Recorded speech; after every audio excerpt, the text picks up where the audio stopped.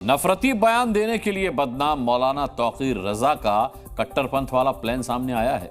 इत्तेहाद मिल्लत council के अध्यक्ष तौकीर रजा देश में एक सेंट्रल कुर्बानी बोर्ड बनाना चाहते हैं, जिसमें ऐसे लोग शामिल किए जाएं जो मजहब के लिए किसी भी हद तक जा सकें और जिनके एक फैसले को देश के सभी 20 करोड़ मुसलमान आंखें बंद करके मान लें।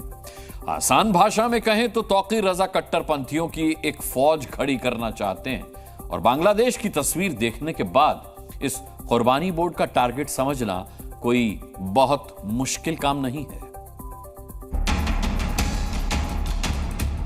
आज काम सिर्फ वो कर सकता है जिसके दिल में कुर्बानी का जज्बा है।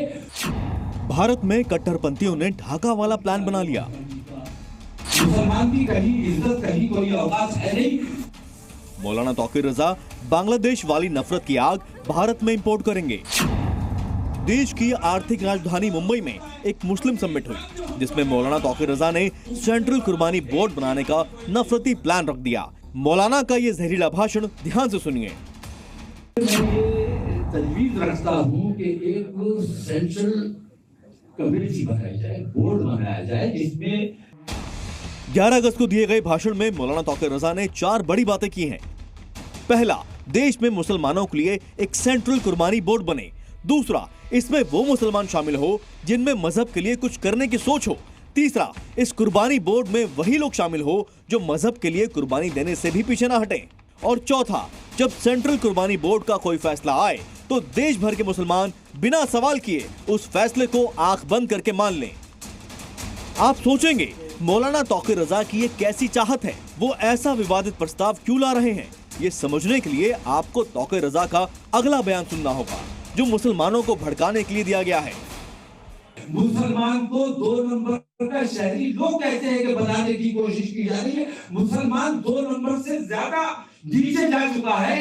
मुसलमान की कहीं इज्जत कहीं कोई औकात है नहीं। 10 आदमी 20 आदमी 50 आदमी इकट्ठे हो जाते हैं, किसी को भी मार डालते हैं, कत्ल कर देते हैं।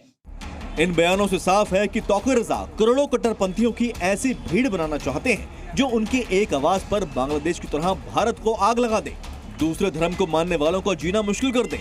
और अपना ये प्लान पूरा करने के लिए तौकीर रजा कोई भी हद पार करने के लिए तैयार हैं। पूरी कौम के लिए अगर कोई काम करने की मंशा है तो मैं आप लोगों के साथ खड़ा हूँ, ताईद और हिमायत है। मौलाना तौकीर रजा जैसे लोग सांप्रदायिक सद्भाव के लिए खतरा हैं। ये जानबूझकर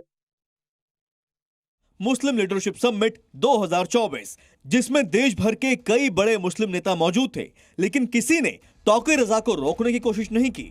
उल्टे इस बयान के बाद कई और मुस्लिम स्कॉलर भी तौकीर रजा के खतरनाक प्लान के सपोर्ट में उतर गए।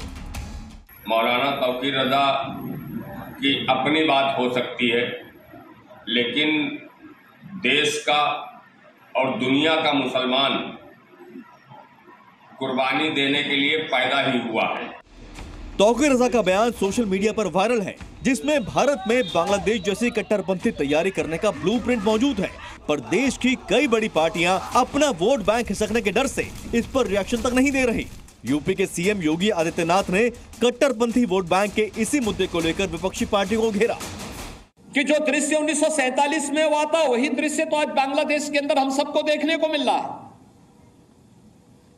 1.5 करोड़ हिंदू किस तरीके से बांग्लादेश के अंदर आज चिल्ला चिल्ला करके अपने आप को, अपनी अस्मिता को बचाने के लिए गुहार लगा रहे हैं, और दुनिया के मुंह सिले हुए कथित सेकुलरिस्ट भारत के अंदर भी इनके मुंह सिले हुए एक भी शब्द इनका नहीं निकल रहा है, क्योंकि उनको भय है कि अगर इन निरीह कमजोर लोगों के पक्ष में इन्होंने आवाज निकाली तो इनका वोट बैंक खिसक जाएगा। मौलाना तौकीर रजा का जिहादी मंसूबा डेंजरस है, पर उससे भी ज्यादा खतरनाक है इस बयान पर विपक्षी पार्टियों की वोट बैंक वाली खामोशी।